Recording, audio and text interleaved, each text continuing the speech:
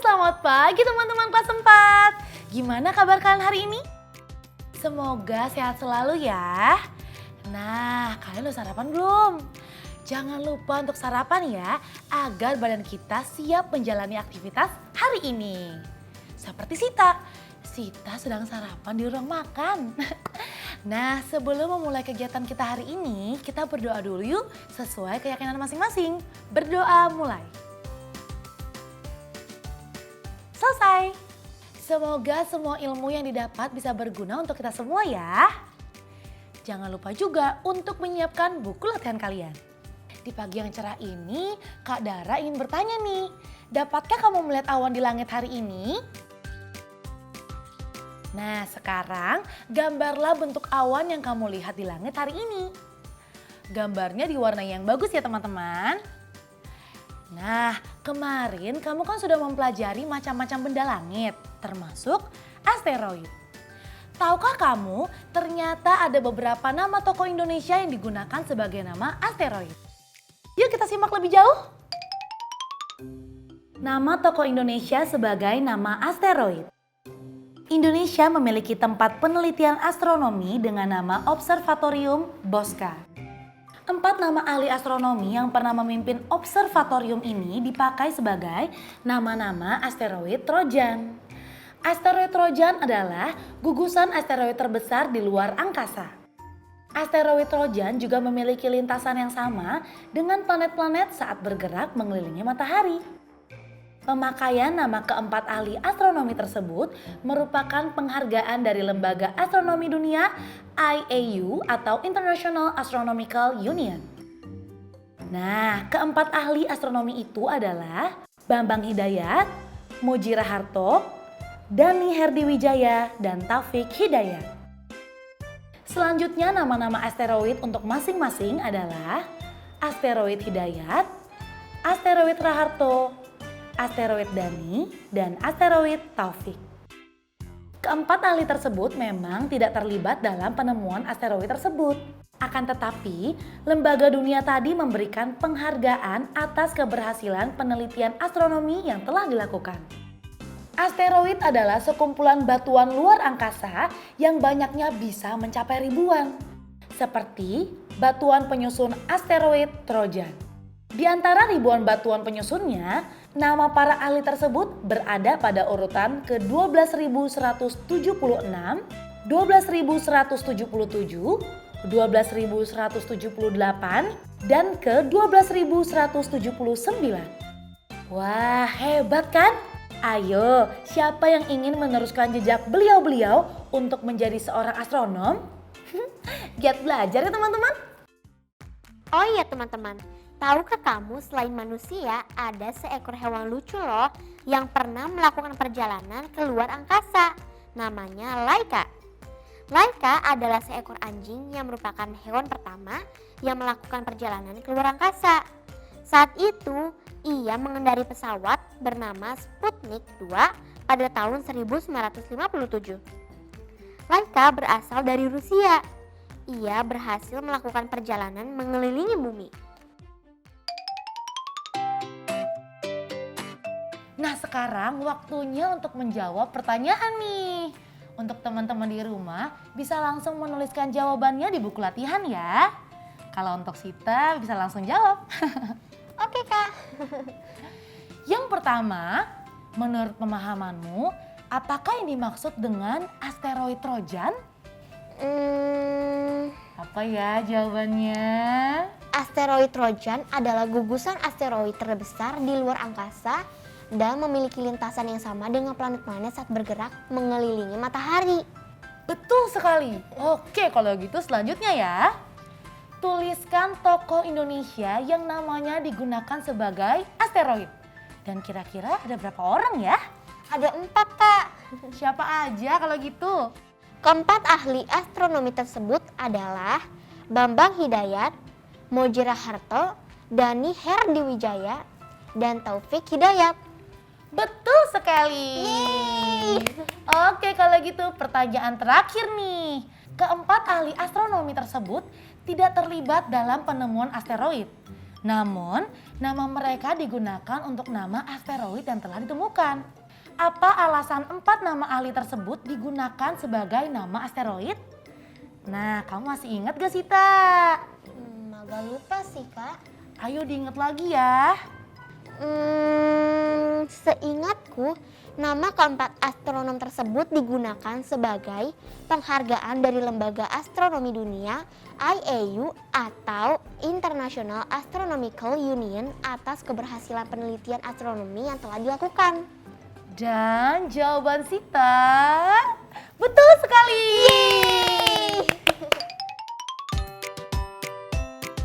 Kalian semua sudah menyaksikan infografis yang berjudul Tokoh Indonesia untuk Nama Asteroid. Apakah kalian memahaminya? Nah, sekarang kamu akan menuliskan ulang infografis tersebut dengan mengisi bagian ini. Teman-teman bisa menuliskannya di buku latihan ya. Aku akan langsung menuliskannya di papan tulis. Yuk kita mulai. Nah, yang pertama, asteroid Trojan adalah titik-titik.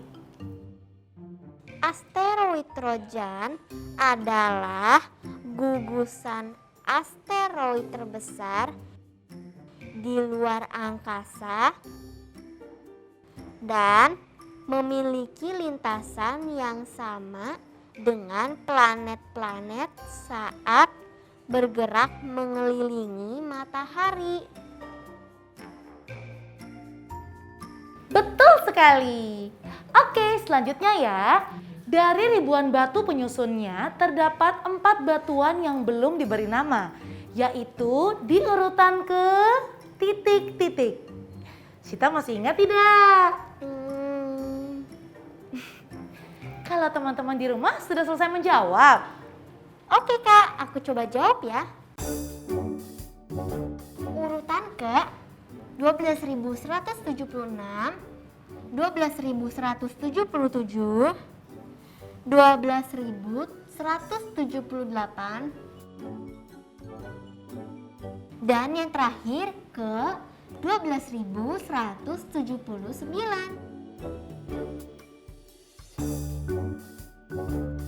Wah, hebat, jawabannya betul. Oke, kalau gitu selanjutnya ya.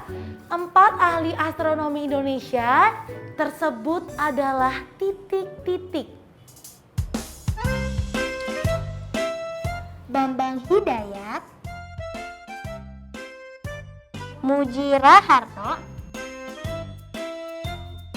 Dani Herdiwijaya, dan Taufik Hidayat.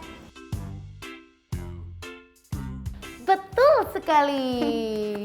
Berikutnya, mereka mendapatkan penghargaan dari Lembaga Astronomi Dunia karena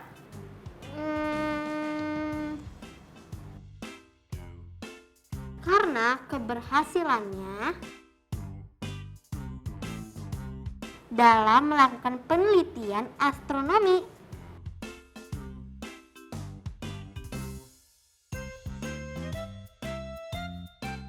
Dan yang terakhir, nama-nama asteroid berdasarkan keempat ahli astronomi tersebut adalah titik-titik. Asteroid Hidayat, asteroid Raharto, asteroid Dani,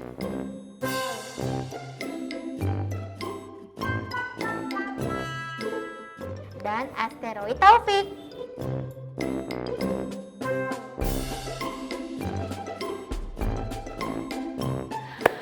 Wah, betul sekali. Yeay! Bagaimana dengan teman-teman di rumah?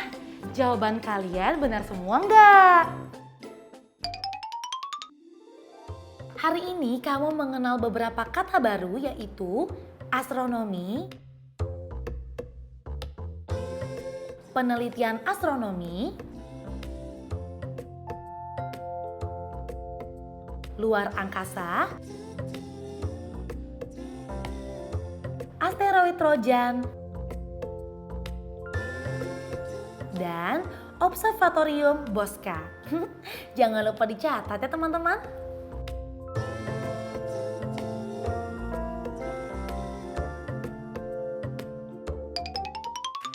Untuk latihan kali ini, pasangkanlah setiap soal berikut dengan jawaban yang tepat dengan menuliskan huruf yang sesuai.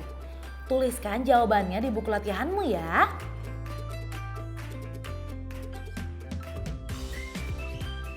Yuk kita mulai dengan soal pertama. Tempat penelitian astronomi di Indonesia disebut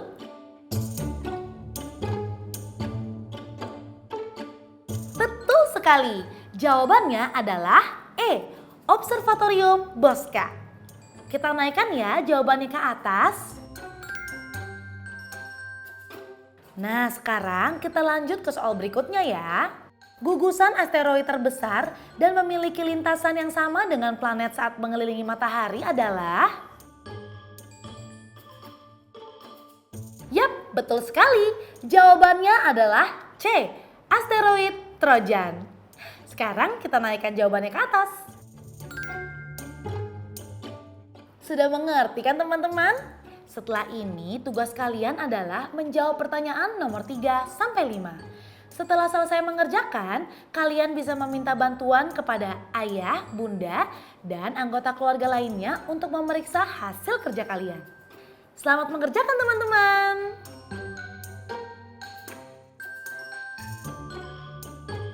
Nah, kalian jangan kemana-mana ya. Kami akan segera kembali setelah yang satu ini.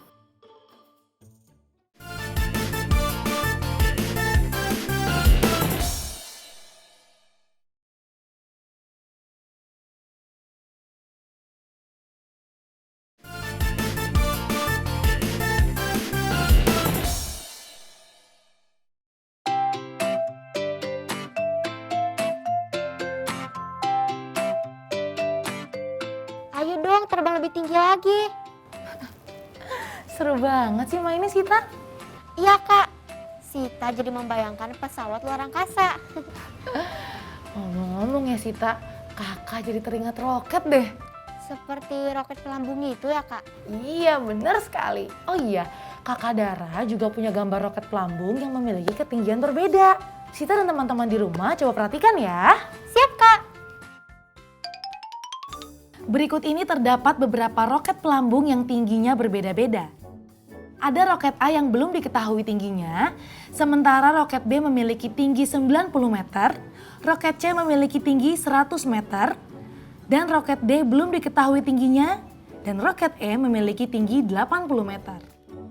Nah sekarang Sita dan teman-teman di rumah jawab ya, roket manakah yang lebih pendek dari roket C, tapi lebih tinggi dari roket A? Jawabannya roket E dan roket B kak.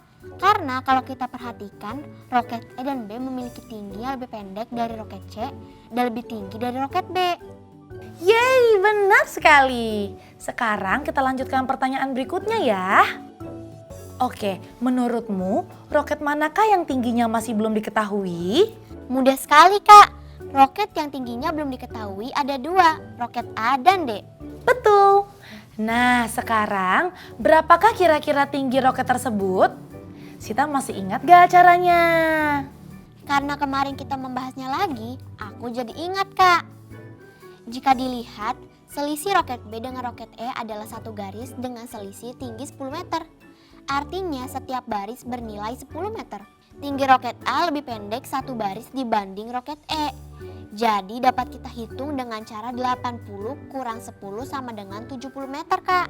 Bagaimana kak? Jawaban aku bener gak? Yap, benar sekali. Jawaban Sita benar. Sekarang kita lanjutkan mencari tinggi roket D ya. Tadi sudah diketahui tinggi satu garis adalah 10 meter. Jika dilihat roket D lebih tinggi satu garis dari roket C. Tinggi roket D dapat kita hitung dengan cara 100 meter tambah 10 meter sama dengan 110 meter. Wah, tinggi semua roket udah kita ketahui deh. Sekarang apa lagi, Kak? Sekarang coba Sita urutkan roket tersebut berdasarkan tingginya ya. Dari yang paling tinggi ke yang paling pendek. Karena semua tingginya sudah kita ketahui, maka jika diurutkan dari yang paling tinggi ke yang paling pendek akan seperti ini. Urutannya roket D, roket C, roket B, roket E, dan roket A. Wah, hebat adiknya kakak. Nah, sekarang kita masuk ke rumah yuk. Kita lanjutkan materi selanjutnya. Oke, siap Kak Dara. Yuk.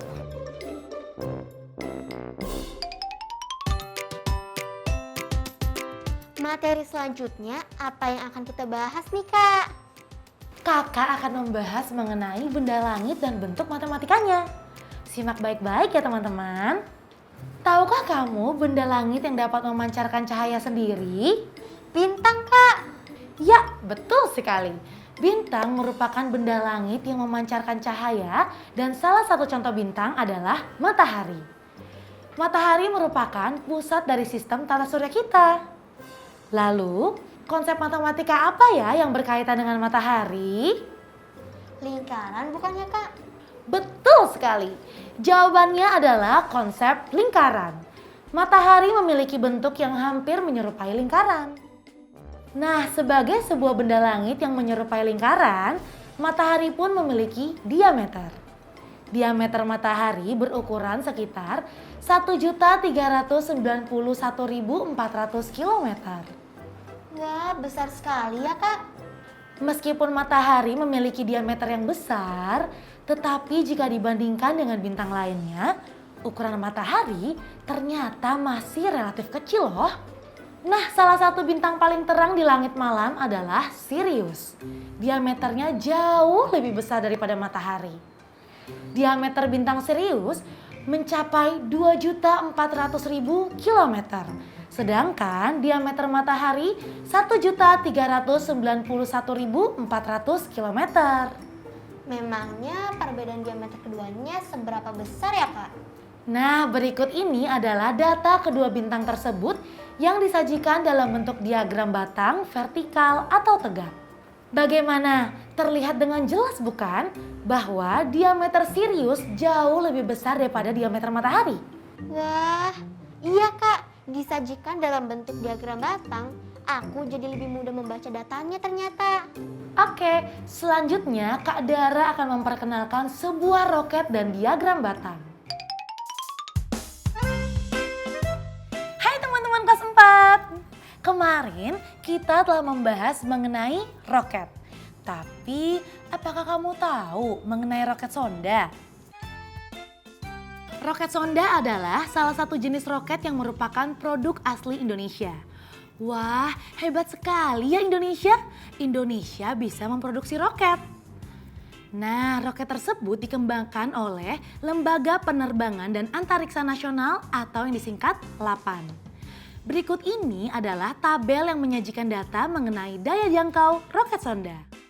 Pada tahun 2020, daya jangkau yang dimiliki roket sonda sejauh 200 km. Sementara pada tahun 2045 diperkirakan daya jangkau yang dimiliki roket sonda bisa mencapai 300 km. Bisakah teman-teman membayangkan seberapa jauh jaraknya? Jauh sekali ya. Tapi dengan menggunakan diagram batang, teman-teman bisa lebih mudah melihat perbedaan jarak daya jangkau yang dimiliki roket sonda pada tahun yang berbeda. Data daya jangkau roket sonda pada tabel ini. Yuk kita sajikan dalam bentuk diagram batang seperti yang sudah kita pelajari sebelumnya. Teman-teman, apakah menurutmu diagram batang horizontal atau mendata seperti ini sudah sesuai dalam menyajikan data pada tabel daya jangkau? Bagaimana menurutmu? Apakah sesuai? Yap, ternyata diagram batang ini tidak sesuai karena belum lengkap teman-teman.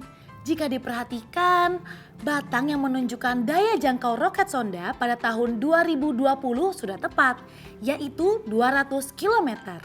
Sementara itu, batang yang menunjukkan daya jangkau roket sonda pada tahun 2045 belum ada. Nah sekarang yuk kita lengkapi. Mari kita tarik batang mendatar pada tahun 2045 hingga menyentuh garis keterangan jarak jangkau 300 km.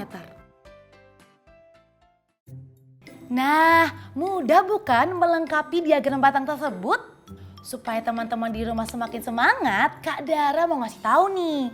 Besok Kak Dara bersama Sita akan melakukan proyek yang membuat pesawat luar angkasa. Tentu pesawat yang bisa meluncur cepat di udara. Jangan sampai terlewat dan ketinggalan ya. Nah sebelum itu teman-teman, kalian boleh mencatat terlebih dahulu bahan-bahan serta peralatan yang dibutuhkan untuk membuat pesawat luar angkasa. Ada 1 buah botol plastik, kertas warna atau origami, plastisin atau lilin mainan, kardus bekas, selotip, gabus, kartu pompa sepeda, alat pompa sepeda, penggaris, gunting, pensil, dan air.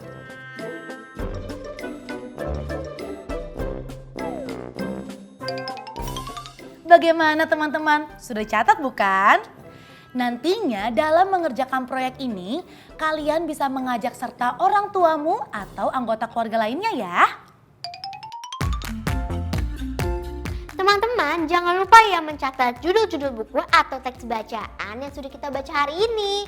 Seperti hari ini, aku sudah membaca teks berjudul Nama Tokoh Indonesia sebagai nama asteroid dan benda langit dan bentuk matematikanya. Jangan sampai lupa mencatat judulnya ya. Teman-teman, ini dia beberapa hal yang sudah kita pelajari hari ini. Gak kerasa ya, kegiatan belajar kita hari ini begitu cepat berlalu. Oh iya teman-teman, apa kamu sudah diberitahu Kak Dara bahwa besok kita akan membuat pesawat luar angkasa? Aku jadi tidak sabar ingin membuatnya bersama teman-teman. Untuk itu jangan sampai ketinggalan ya belajar bersama Sita dan Kak Dara besok. Oh iya teman-teman, jangan lupa juga ya untuk selalu menerapkan 5M, yaitu mencuci tangan, menjaga jarak, memakai masker, menghindari kerumunan, dan mengurangi mobilitas. Sampai jumpa lagi teman-teman. Dadah! Sekarang tetap belajar dari rumah ya teman-teman. Ingat, jaga jarak, rajin mencuci tangan, dan pakai masker agar kita mencegah penyebaran COVID-19. Sampai jumpa!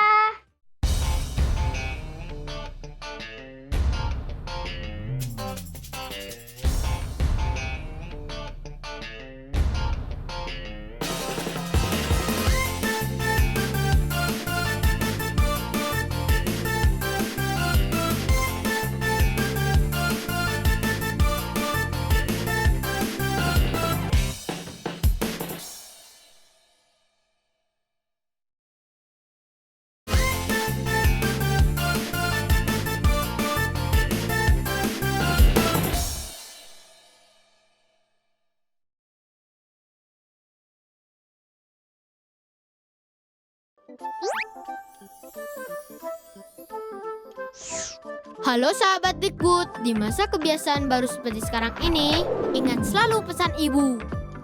Keluar rumah kalau penting saja ya nak, ingat untuk selalu 3M. 3M itu mudah dilakukan dan bisa mencegah penyebaran virus corona. Menggunakan masker, mencuci tangan dengan sabun dan air mengalir, menjaga jarak. Sahabat Dikbud, kalau kamu sayang keluarga, jangan bawa virus ke rumah ya. Ingat pesan ibu, ingat 3M.